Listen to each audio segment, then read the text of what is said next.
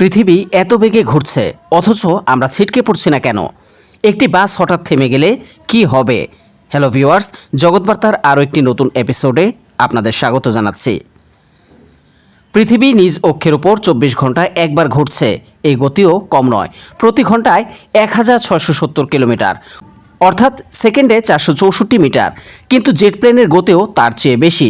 একই সাথে পৃথিবীর কক্ষীয় বেগ 1,08,000 কিলোমিটার, অর্থাৎ প্রতি সেকেন্ডে 30 কিলোমিটার। তারপরেও পৃথিবীর উপরে আমরা টিকে থাকি, আমাদেরও বেগ আছে। জেট প্লেনের গতিবেগ প্রতি ঘন্টায় 27,000 কিলোমিটার, মানে 2 ঘন্টায় পৃথিবী ঘুরে আসতে পারে। রকেটের বেগ ঘন্টায় 40,000 কিলোমিটারের বেশি, মানে 1 ঘন্টায় পৃথিবী ঘুরে আসতে পারে। এত গতির মধ্যে বাস করেও পৃথিবী থেকে আমরা কেন ছিটকে পড়ে যাই না?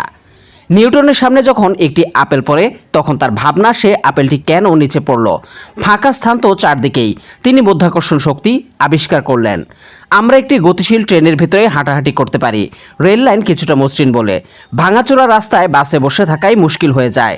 খুব মসৃণ সড়কে বাসেও হাঁটা যায়, অনেক সময় কেঁপে ওঠে। সাধারণভাবে বিমানেও হাঁটা যায়। পৃথিবীটা চলছে যে মহাশূন্যের উপর দিয়ে, সেখানে রয়েছে কেবলই শূন্যতা, কোনো বাধা নেই।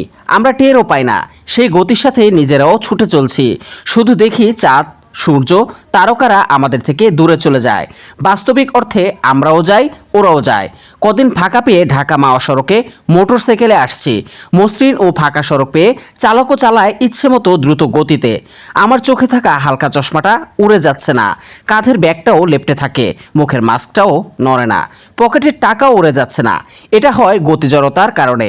জড়তা বলতে কোন বস্তু যে অবস্থায় আছে সে অবস্থায় থাকতে চাওয়ার যে প্রবণতা, বা সেই অবস্থা যেমন গতি বা স্থিতাবস্থা বজায় রাখতে চাওয়ার যে ধর্ম, তা বোঝানো হয়ে থাকে।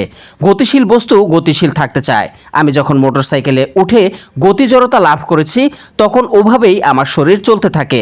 হঠাৎ বাধা পেলেই বিপত্তি ঘটে যায়। নিউটনের গতির প্রথম সূত্র থেকে আমরা দেখতে পাই যে প্রত্যেক বস্তুই যে অবস্থায় আছে সে অবস্থায় থাকতে চায়, অর্থাৎ বস্তু স্থির থাকলে স্থির থাকতে চায়, আর গতিশীল থাকলে গতিশীল থাকতে চায়। বস্তুর এই স্থিতিশীল ও গতিশীল অবস্থার পরিবর্তন ঘটাতে হলে বল প্রয়োগ করতে হবে। পদার্থের নিজস্ব অবস্থা বজায় রাখতে যাওয়ার যে ধর্ম, তার কারণেই এসব ঘটেছে। ভিডিওটি ভালো লাগলে লাইক কমেন্ট করে পাশে থাকবেন।